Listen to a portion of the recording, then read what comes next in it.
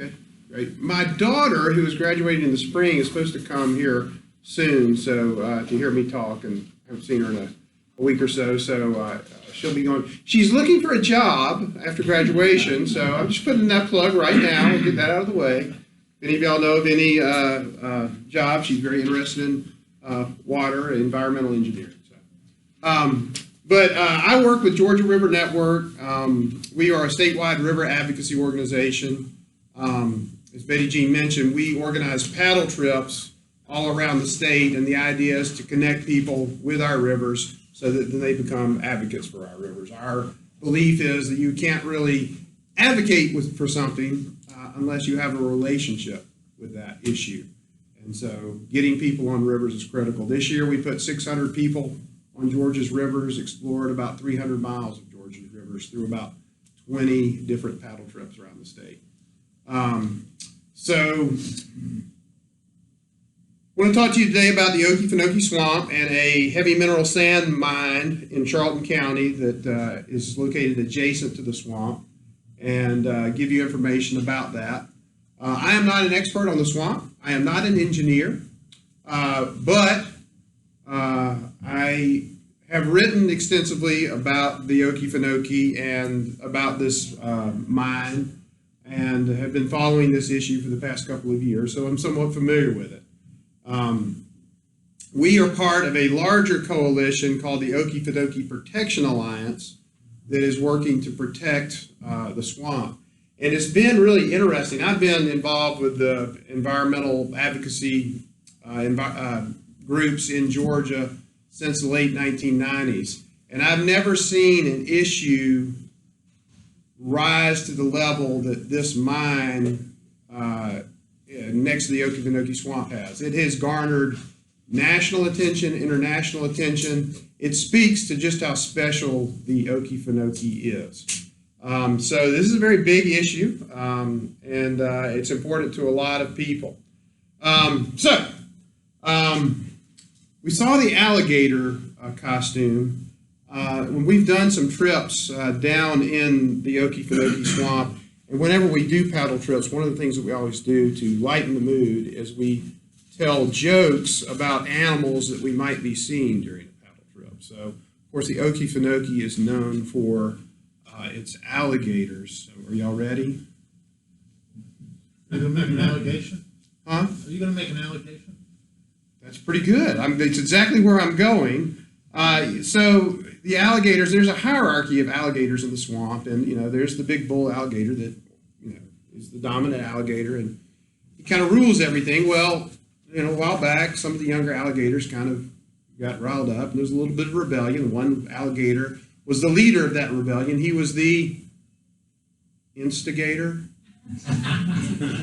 And so the big bull alligator, he said, well, we got to find out who was behind this uprising. So he hired an investigator.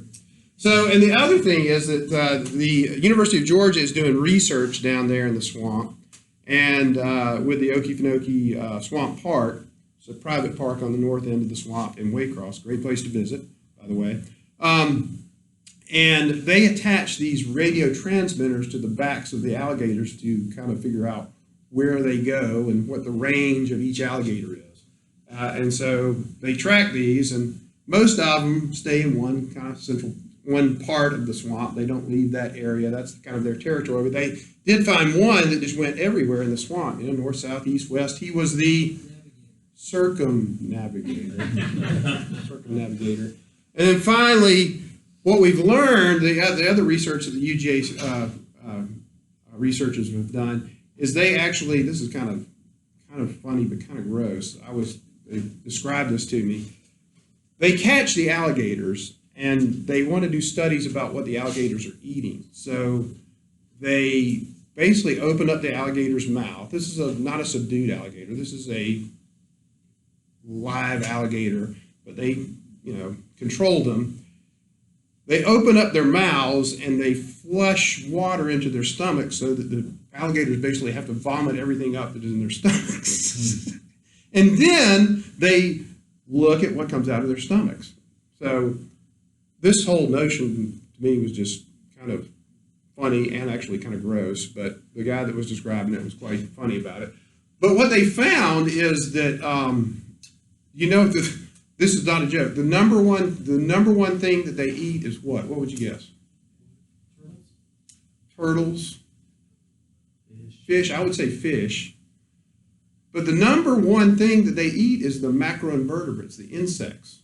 The dragonfly nymphs, the mayfly nymphs, the hellgrammites that are on the bottom of the swamp. And apparently the alligators just kind of run their mouths along the bottom of the swamps, pick up all the tiny little larval insects that live most of their life in the water and then come out of the water and transform into the dragonflies and the mayflies and all that. But that's as far as the quantity of food that they eat. There's more of those macroinvertebrates in their bellies than anything else, which is fascinating. It kind of speaks to just how important those tiny little critters are in the whole food chain. But they did find one that apparently had gotten a hold of some pork and beans. You know what it was? It was the fumigator. All right, so enough of the alligator jokes. Glad my daughter is not here, that she has to put up with my dad jokes all the time.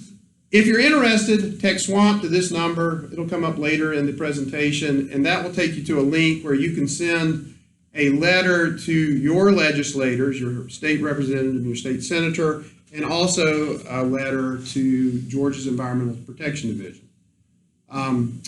We are trying to get people to send in letters to the Environmental Protection Division because right now, the Environmental Protection Division is making decisions about 5 environmental permits that the operator of the mine must secure in order to be able to proceed with the mining operation.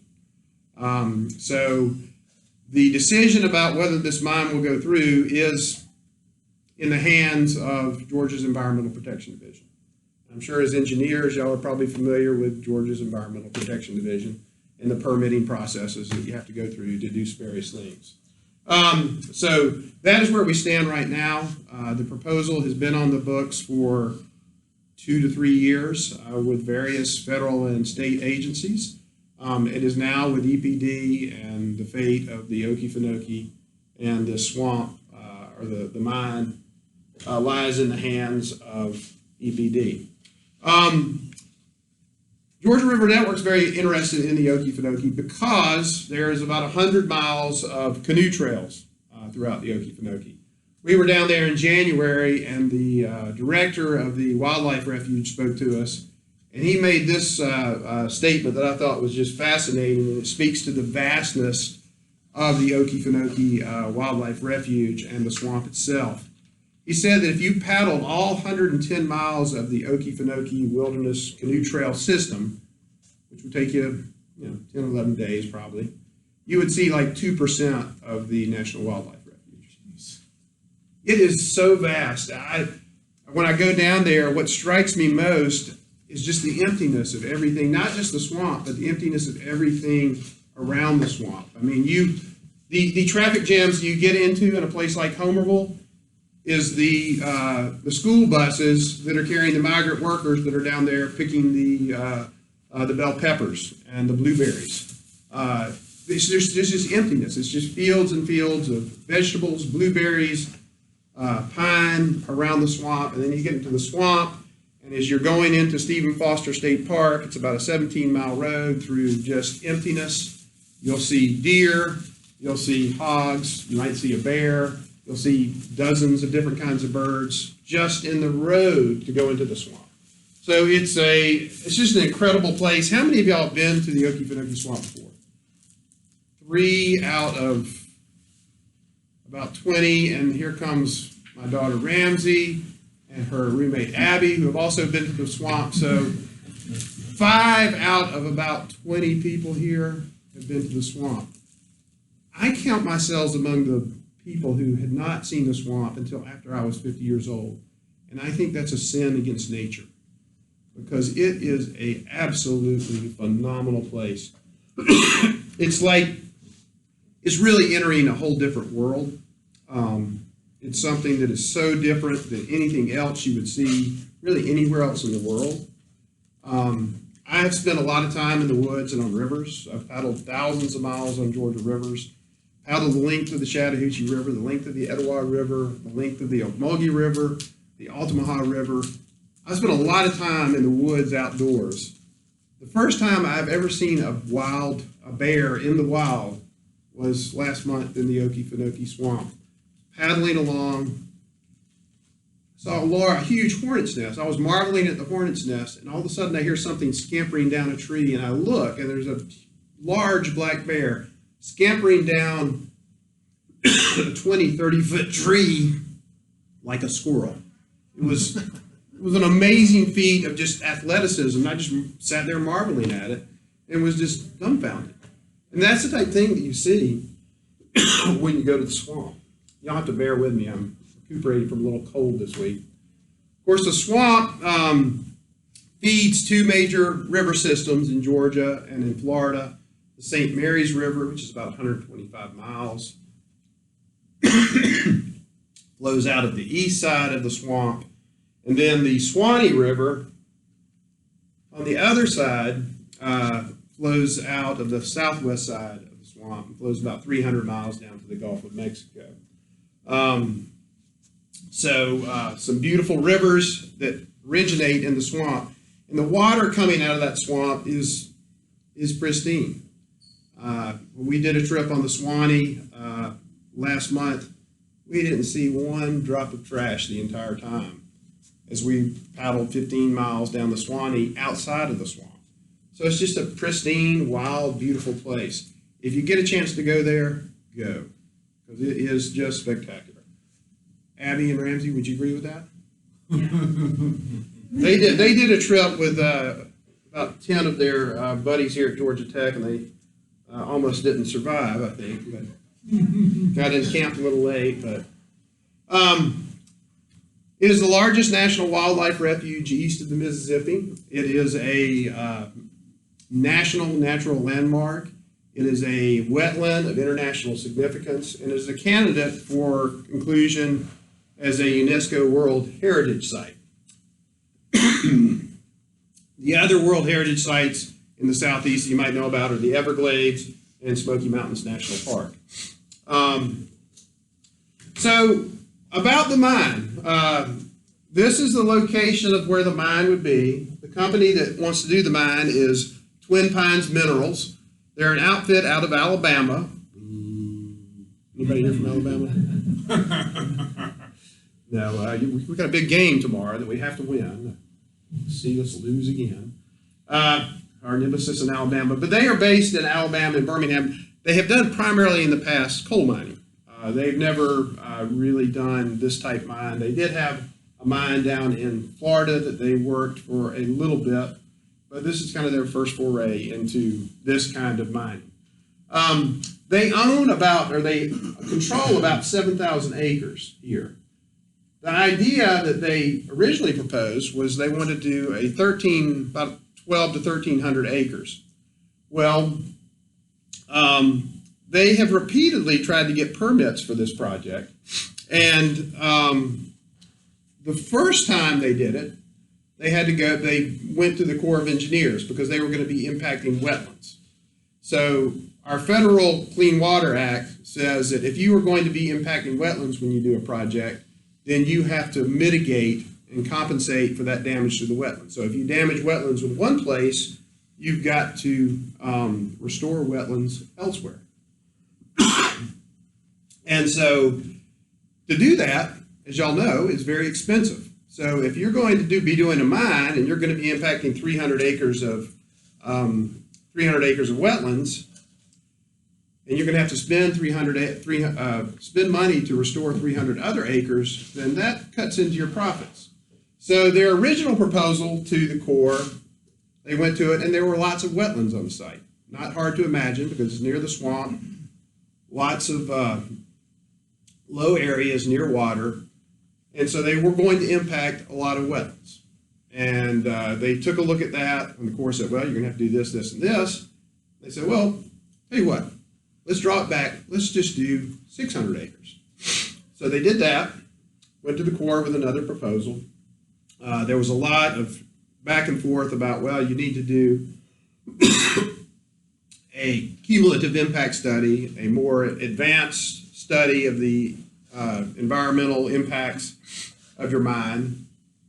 They said, whoa, we don't have to do that. We don't want to have to do that. So they scaled it back again.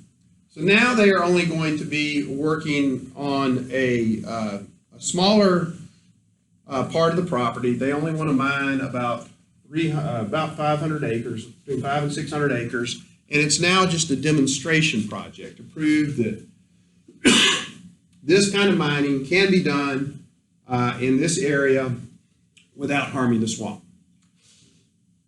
One key thing that happened during all that time that they were going back and forth with the U.S. Army Corps of Engineers is the rules of the Clean Water Act got changed. During the Trump administration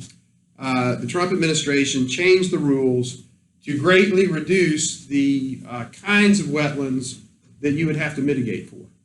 So on their 600-acre site, where there were at one time 300 acres of what would be considered federally designated wetlands that they would have to mitigate for,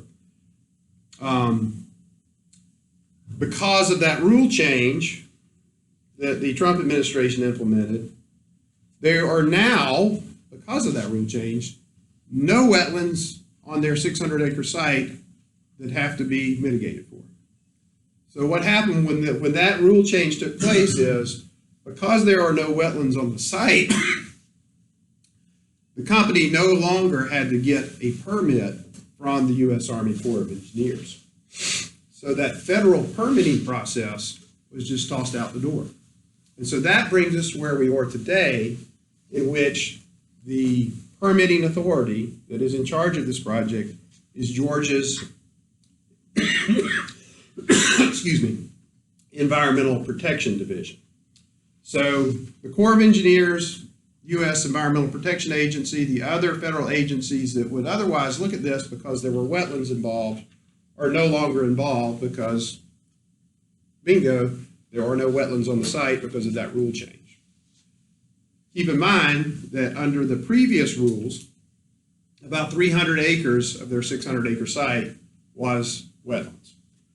So now we're to the point where Georgia EPD is making the decision about whether to permit this project. Why are they mining on this site? Well, Trail Ridge is an ancient sand dune. Basically, it used to be when millions of years ago, this was a sand dune. And so that's where the heavy mineral sands ore is along Trail Ridge. 100% of the mining for titanium, which is the mineral that they're looking for, 100% of the mining for titanium in the country right now is down here in Florida and up here near Jessup, and I think one more location in Charlton County. That's where all the mining for titanium is taking place in our country right now. Interestingly, the U.S. holds just 10% of the world's titanium reserves. And all of it that we're extracting from the earth in the U.S. right now is in this Trail Ridge area. But the big reason that they are here is because this area lacks something that other places in our country that have just as much titanium have in abundance. They don't have an abundance there. What would you guess that is? People. Ain't nobody here. There is nobody here in Charlton County that's going to see that mine and say, not in my backyard. I don't want that here. If you went up to the fall line where there are deposits of titanium, the sands that hold titanium, if you went to Macon or Augusta, or one of those places and said, we want to mine here, there would be people there that would say, no, not in my backyard. But in Charlton County, there are actually more alligators in the Okefenokee swamp than there are people in Charlton County.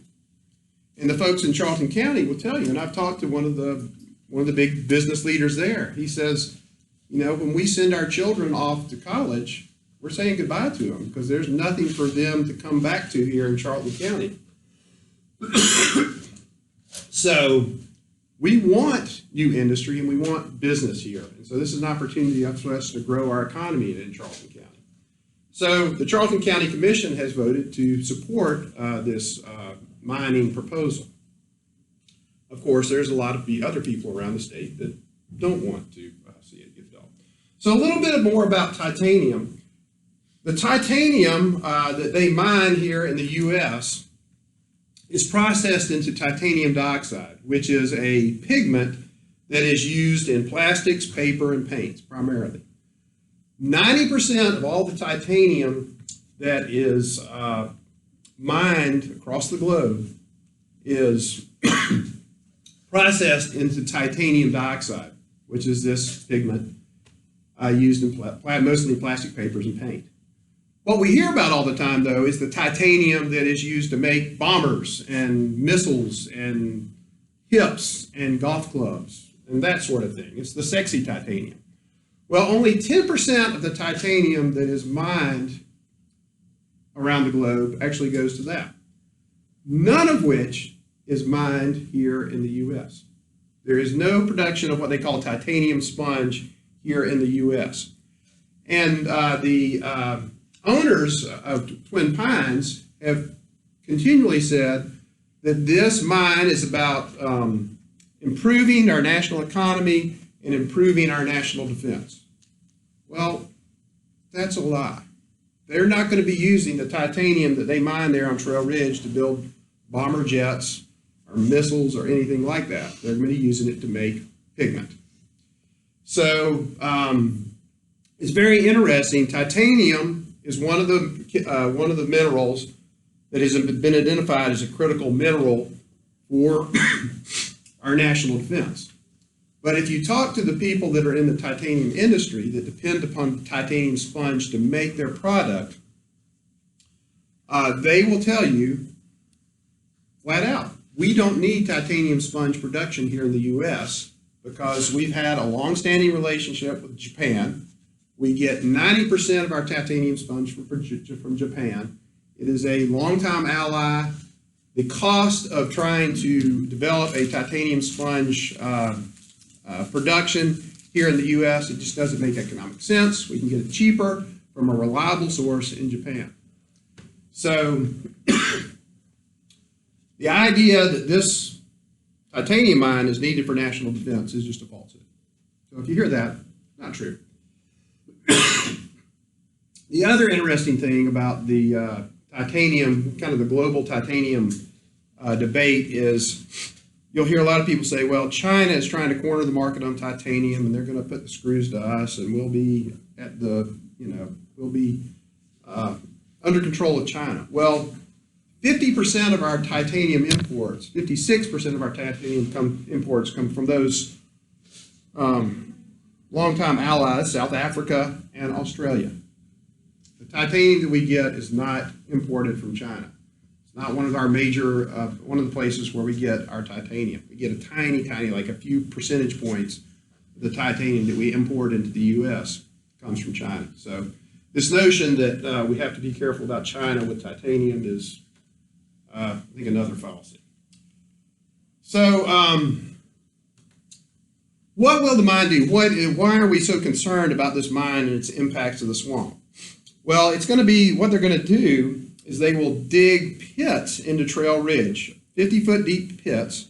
Trail Ridge, I apologize, I'm tickling my throat.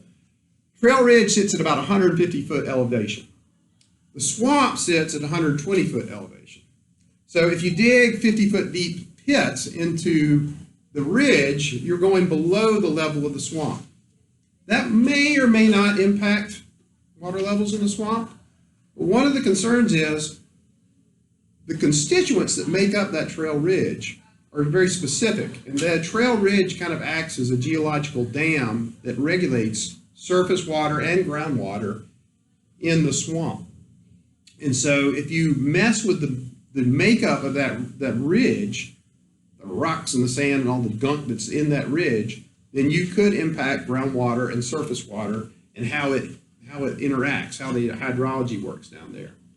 So that's one concern. The other concern is that the processing is going to require about 1 million gallons a day to process that titanium. So they're putting a pump in the ground, and they're going to be pumping water from the Florida aquifer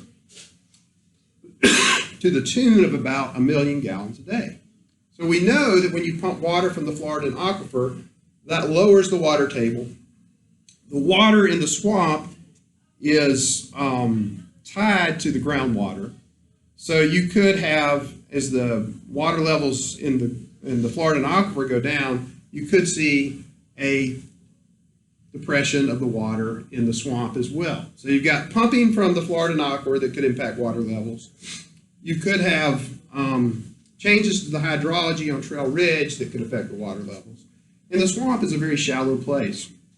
So if you affect the water levels just a little bit and you get a drought down there, then the canoe trails and the boating opportunities and the wildlife viewing opportunities in the swamp go away, and therefore the tourism goes away.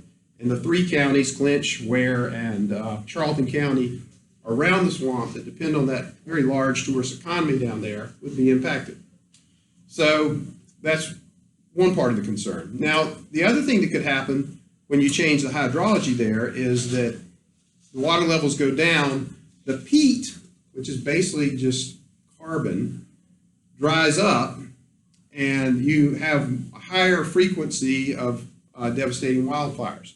Now, wildfires are important to the swamp. They're actually critical to the swamp and maintaining the ecology there. So you want wildfires. But what you don't want is to mess with the hydrology and change the frequency of wildfires and make them more common than they otherwise would be. So it's a very unique ecosystem there, and the fear is that if you tweak it and meddle with it just a little bit, then you're going to mess things up. And so that's kind of the primary concern about the mine itself. What impact is it going to have on the hydrology of Trail Ridge? What impact is it going to have pumping that much water from the Florida aquifer each day? And will it impact water levels in the swamp? So the mining company has done lots of studies. Well, I say lots of studies. Their studies have come under suspicion, have been kind of picked apart by engineers like you who know how to read a study. The lead hydrologist with the U.S. Fish and Wildlife Service cast a very curious eye on their original study that they presented to the Corps. And she said that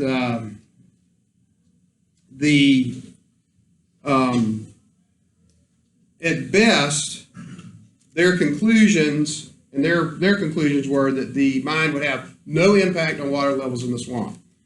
And she looked at the study they did, and she said that their conclusions, at minimum, are poor to speculative and at best unknown.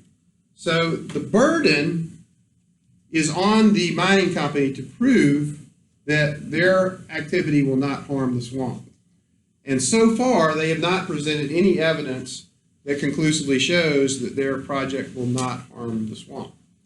And other hydrologists who have looked at it feel that it is very likely that their activity will harm the swamp. The other thing to think about is this is a project on 300 acres down in the very corner of the swamp. But keep in mind that they control 7,000 acres. The company that wants to do this mine controls 7,000 acres. Adjacent to that 7,000 acres is property that's owned by Toledo Manufacturing Company, which is owned by Joe Hopkins, who is a native of Charlton County. He owns 20,000 acres there. I talked to him about this, and he said, and he grew up taking people into the swamp. He was a tour guide in the swamp when he was a kid. That was his first job. He loves the swamp, very connected to it, as everybody down there is. That's part of their culture.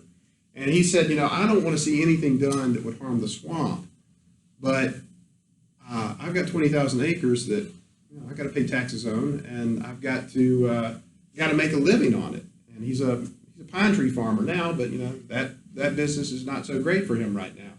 He says, I would not want to see anything done to harm the swamp, but if they can prove that we can do it without harming the swamp, I'd be interested in leasing my property. So think about that. That's 27,000 acres along Trail Ridge, immediately adjacent to the swamp, that could be opened up to mining if this particular small mine is permitted. It's the proverbial nose of the camel in the tent. So what our concern is, maybe this project would not affect the swamp at all, but what would be the cumulative effects of multiple mines along Trail Ridge?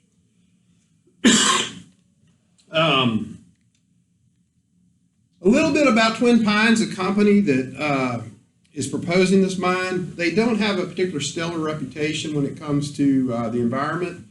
They were involved in a biomass to energy plant, 2 biomass to energy plants up in northeast Georgia. One of them, there was a release from one of the plants that killed thousands of fish on a creek up there. And then they began, when they started their operation up there, they began chipping up railroad ties, creosote-soaked railroad ties, to burn the creosote-soaked railroad ties in their incinerator to generate power. When a group of folks found out about it up there, they objected, and it was last year or the year before, were able to get a law passed in the General Assembly that says biomass to fuel facilities cannot burn creosote-soaked wood in their incinerators. If you go to the EPA's website and you see railroad ties, they say don't burn them.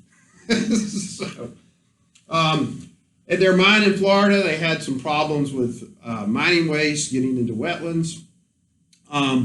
They just don't have a very good environmental track record, and as I said before, this is a new operation for them. This is not something they have a lot of experience doing. Chemours, which is the big operator down there, they've been doing it for years. They know what they're doing. But this is a company that their background is in coal mining, not mining for titanium. This is, they've got a staging area already down there. That's another kind of thing that we've learned.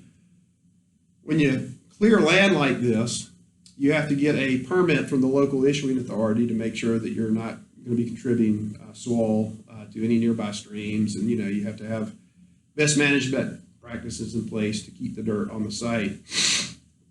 They did this without any permit from the county.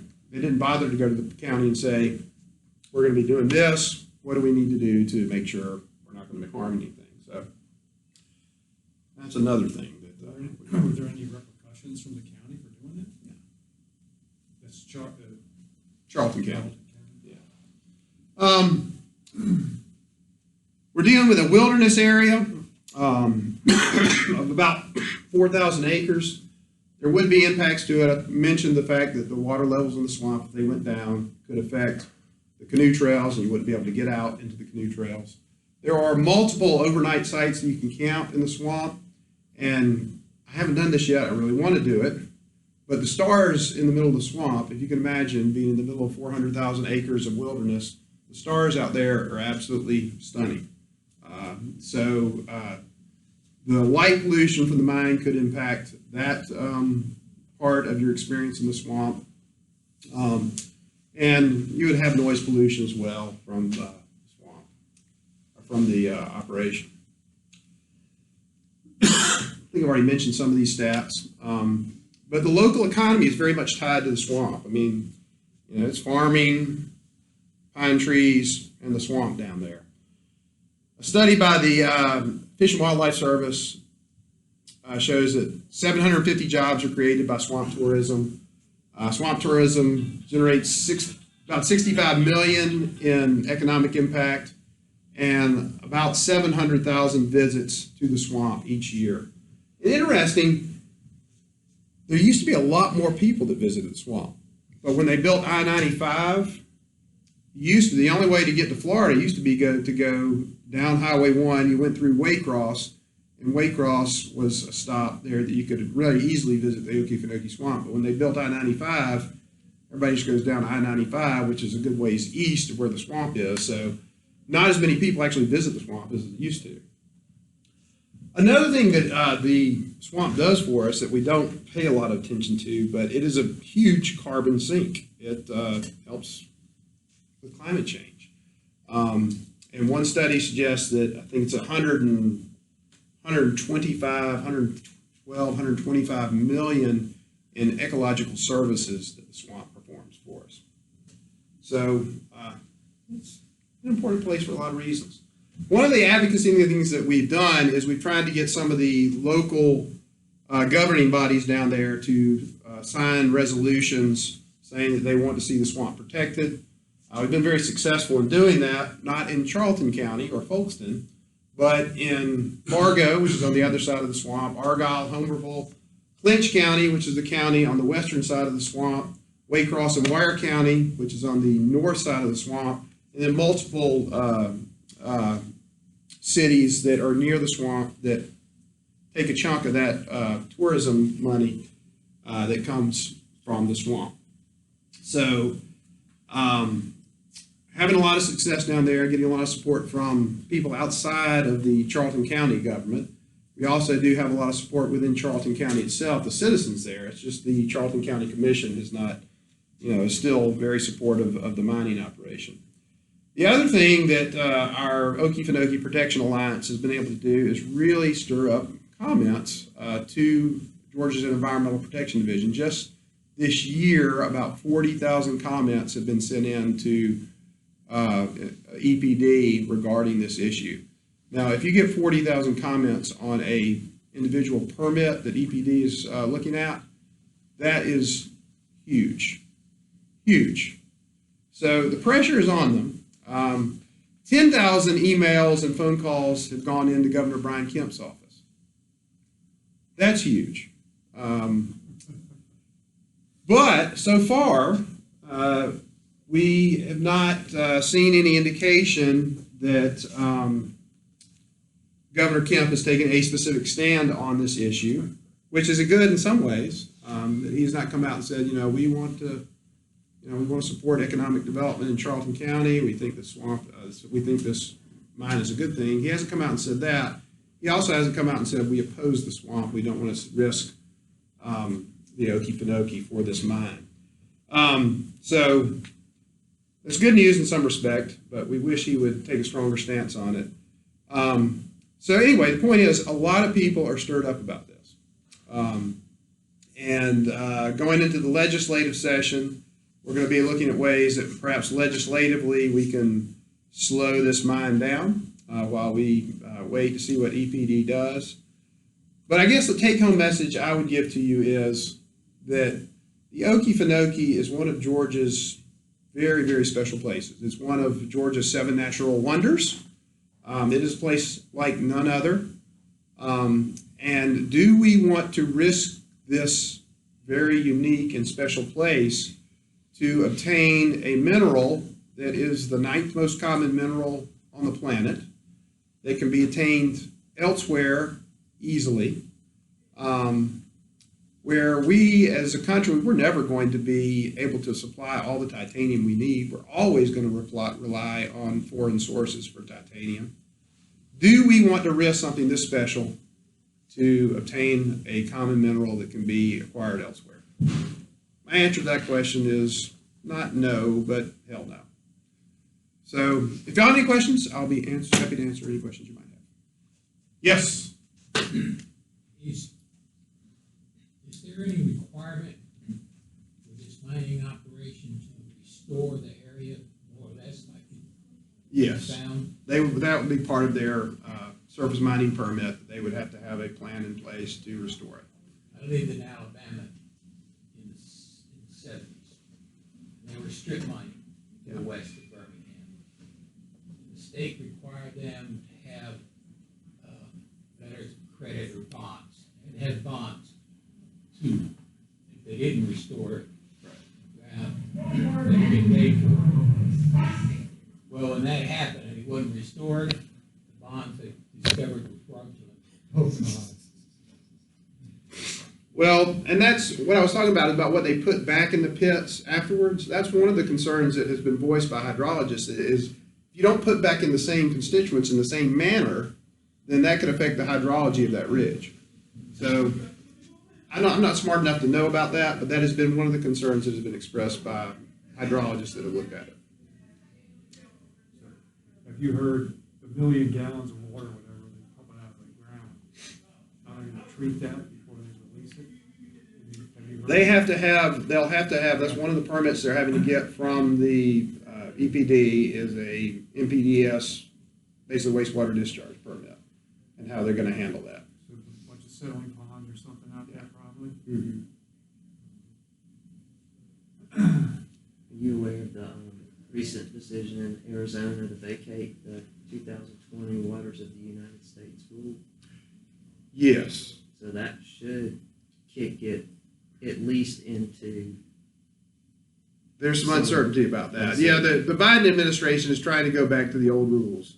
Wetland rules. Yeah, the old wetland rules. And in that case, then the wetlands that they are impacting would in fact be federal wetlands, and they have to go through the federal permitting process. But it's my understanding that that's not going to take place soon enough to kind of stop this. I'd be shocked if EPD issued a permit until that's resolved, because that seems to be holding up a lot of environmental permits across the U.S. right now. It very well could. It'll be interesting to see what happens with that. Yeah.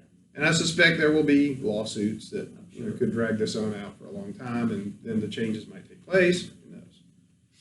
One of the interesting things in doing research about the Okefenokee that I found is that we have tried to drain the swamp before.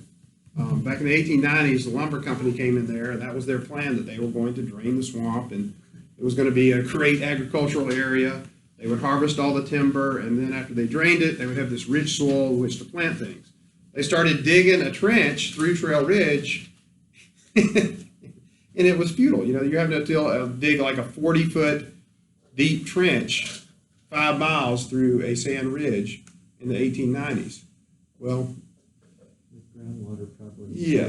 So it was a futile attempt. And then on the other side of the swamp, back in the 1960s, they built the Swanee River Sill, which is an earthen dam. And they in the 50s they had some catastrophic wildfires. And so the idea was, this is what you engineers do. Y'all sit around thinking up these great ideas, right? So they built this dam thinking if we elevate the water levels in the swamp, then we'll have, we'll be able to control the wildfires a bit better, and we won't have such devastating wildfires. Well, in the period after they built the sill, they had more wildfires than they did during the period before they built the sill. And since then, they've done studies that in the immediate area by the sill, it does elevate the water level and can reduce the number of I keep on wanting to say wildflowers because I like wildflowers. But it reduced the frequency of wildfires in the immediate vicinity, but during severe drought, the sill wasn't enough to keep water levels up so that it would eliminate the other fires that you have when you have a drought and the peat dries out and it's more susceptible to fire. So we've done a lot of things to try to alter the Okefenokee. None of them have particularly worked the way we thought they would. It's an amazing ecosystem, and I'd like for it to stay the way it is. So I'm very nervous about the mine. All right, are we done? This is the end of the day, right? Oh, poor souls! Y'all have to sit through another session. So if they mine the pigment, what subsequent processing does that pigment mineral have to go through? I talked with a fellow that does the operation at Chemours, and it's a fairly simple. They run it through a centrifuge, basically take it up to the top of this big thing, and they run it through this kind of circular slide thing, like a slide that you would see in the playground. And the heavy minerals go, one place, and the rest of it falls out the other place. So it's a fairly simple process, as I understand it. Takes a lot of water. Yeah. So, and I'm sure that's what that's why they're pumping from the Florida Aquifer for. But one of the interesting things is about going back to why they want to mine on Trail Ridge. I talked with a fellow at the USGS who told me, there's lots of titanium all over the place, all over the eastern coast. The problem is that where the best titanium reserves are, there are lots of people there. He said, you know what the best titanium reserve on the East Coast is? It's Hilton Head Island. So we're not gonna put a heavy mineral sands mine in the middle of Hilton Head Island. So that's what's so attractive about Trail Ridge. Interesting. Well, I wish y'all luck in the final session. I hope y'all are able to stay awake for it and get the credits. But thanks for listening to me for a little while and for learning about the Okefenokee. And if any of y'all want to come on some great paddle trips, check out the Georgia River Network website. We do some fun trips and learn a lot about our rivers. What is the, now, you need to have a certain physicality to be on one of those trips. No. You go with the current? Yeah, most of them we're paddling down river. A fellow that I do a lot of paddling with now that has been on our paddle trips for 10 years, he said, you know, when I first learned about this, I thought, there's going to be a bunch of young people out there. And he's in his 60s now. He says, I was just concerned I wouldn't be able to keep up because there'll be all these young people paddling. I just don't know if I'll be able to do it. He said, and then I got here, it's like all these old people that are older than me. So most of our paddlers are over 60.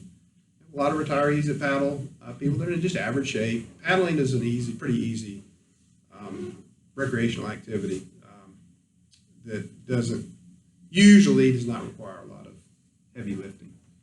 But we have families, young children, older folks. We've had paddlers that are 80 plus years old before. So we have a very diverse group of folks that come. So if you haven't paddled before, don't be too intimidated. Start out with something small and come join us. I highly recommend it. Thank you. Thank you so All much. right, thanks.